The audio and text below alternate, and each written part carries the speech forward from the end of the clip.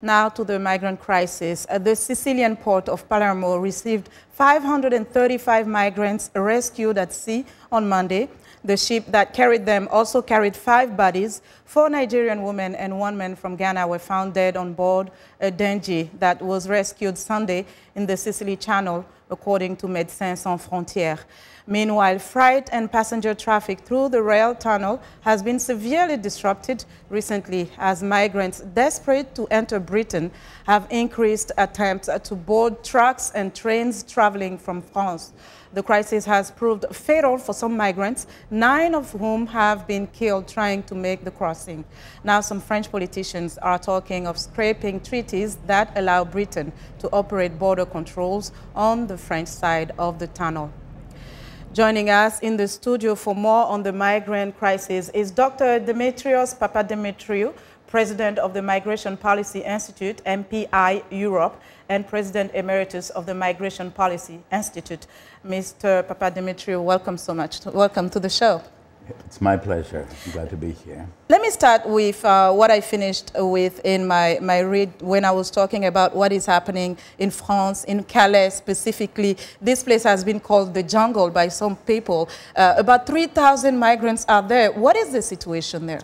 Well, the situation is that people who want to make it, are determined to try to make it to the UK, find their way all the way to Calais, and try by any means to get on trucks or on the Euro Channel or anything that they can actually get on in order to be able to make it to the UK. And the reasons, of course, you know, are the typical reasons. They think that there is a greater opportunity in the UK. They may have relatives, families, or people from the same village in the UK. And because the UK has a looser labor market, they think that they can work even if they have to work in the underground economy.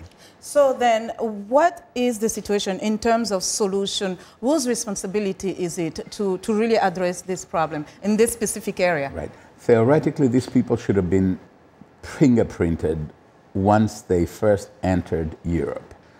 If they entered through Italy, that would have been Italy's responsibility. But because of the large numbers that Italy has been taken and because of disagreements between Italy and the other member states and Italy and Brussels, Italy does not really do this particularly well. They're doing it a little better because if their fingerprints had been taken, then they would be sent back to Italy for Italy to adjudicate their case and follow through with whatever the follow-through should be. If they were illegally there, they would be removed.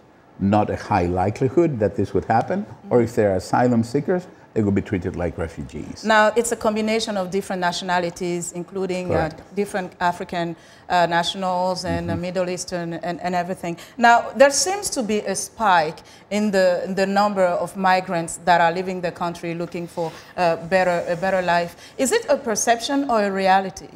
Well, it is a reality. I mean, the numbers of people who have made it into Europe in the past 6 months are at about 50% higher than the same period last year.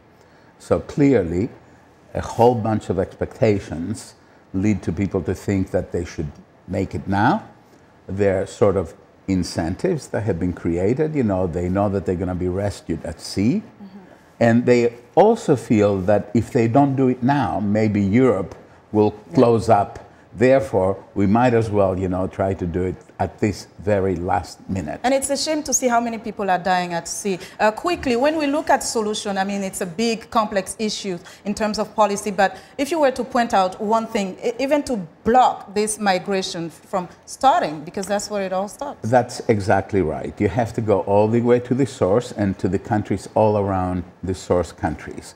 And for that, you have to invest an awful lot of money, a lot of political, foreign policy capital. You're going to have to start conversations with the countries around, let's say, Syria, that has produced about 4 million people who have left Syria, and many of these people are now finding into Europe. We then have to work with all of the countries, you know, the governments and civil society all along their route. You have to attack the smugglers. Yes. You have to protect people once they get to Europe Okay. etc., etc., etc. A big and complex issue. Dr. Papademetriou, thank you so much for joining us. It has been my pleasure. Thank you very much. And Dr. Demetrio Papademetriou is president of the Migration Policy Institute Europe and president emeritus of the Migration Policy Institute.